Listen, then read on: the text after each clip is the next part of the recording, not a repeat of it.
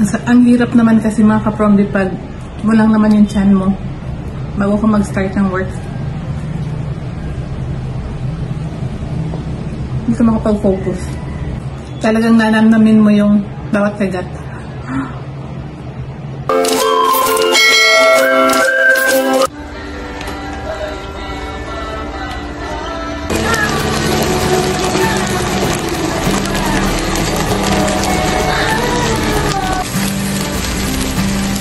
Bago po ang lahat, mag-breakfast po muna tayo.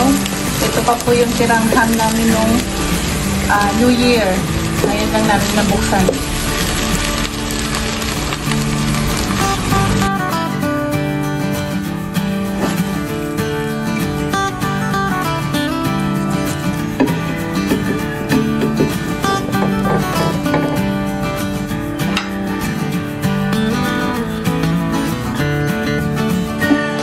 Habang nag-aantay tayo ng ating ilulutong ham, painit muna tayo dito sa taas mga ka-promdi.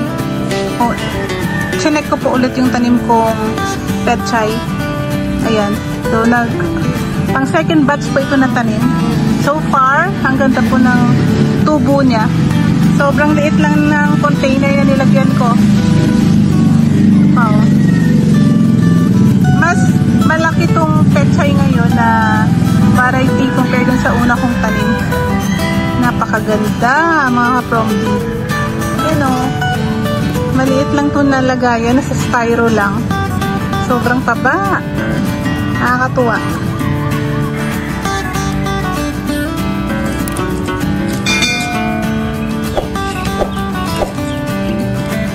At mga ka-promdi, dahil magulang na po yung ating pechay, kailangan na natin itong harvest. Wow! Taba! Ilang piraso lang ito mga ka-promdi pero malalaki. Pwede na rin ito pang lagay sa sinabawang isda. Yun yung ating ulam ngayon. Sinabawang isda.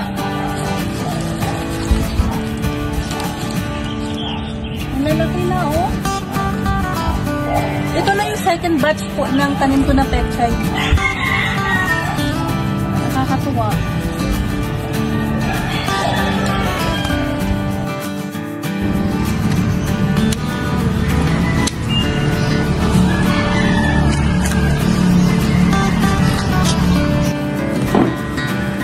At kain po tayo mga ka-promdi. Meron tayo ditong nilagang kamote.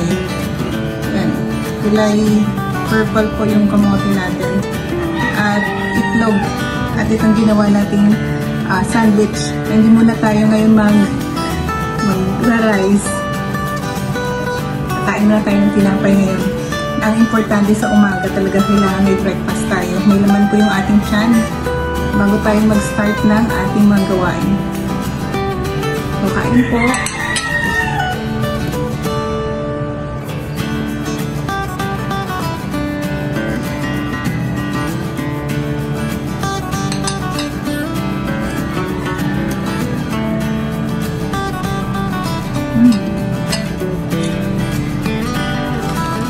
Juice po natin. Guyabano. Kanina mainit sa labas. Ngayon parang makulimlim na.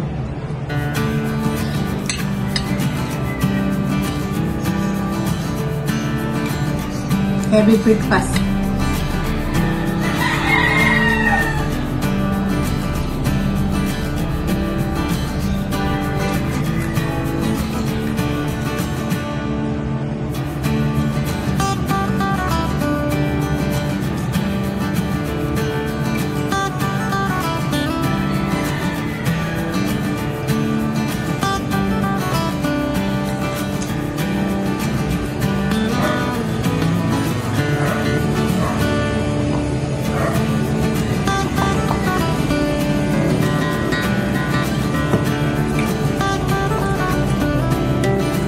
Ito na may itlog.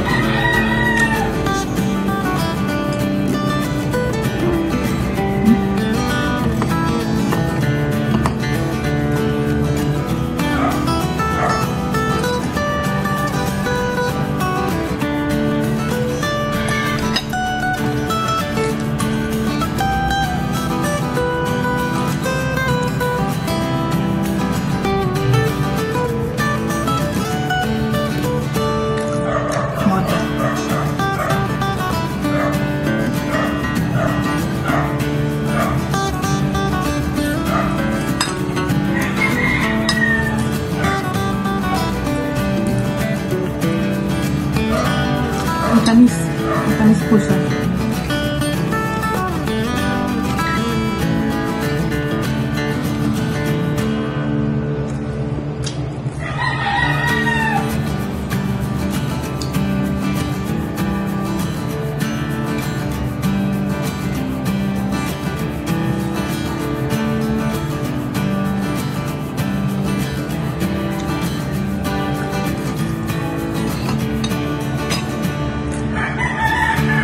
May palaman po na siya na ham.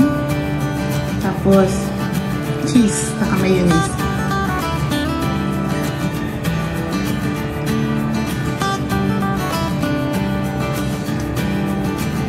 Sarap.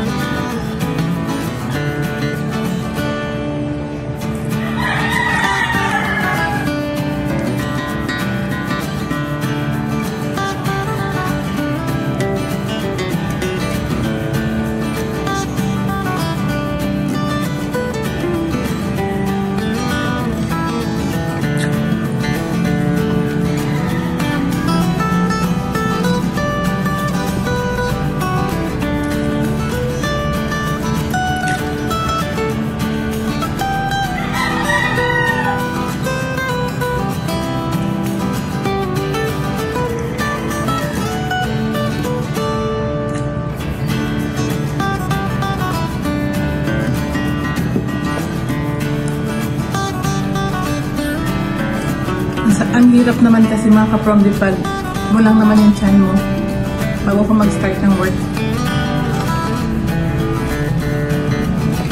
Hindi ka makapag-focus.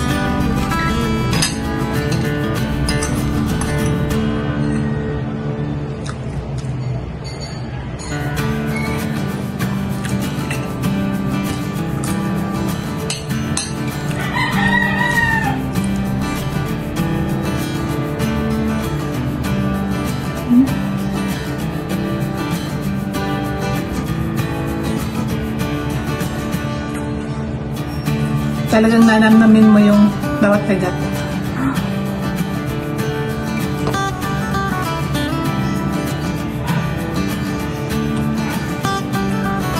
Minsan-minsan, prepare mo rin yung sarili mo ng ganitong breakfast.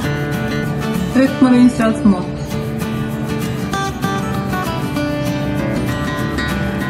Iba din kasi yung feeling eh.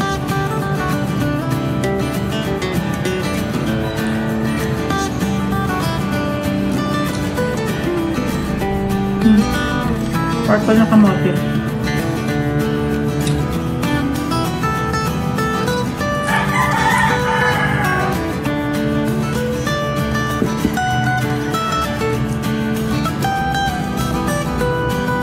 At maraming salamat mga ka-promdi sa panonood sa aking YouTube channel.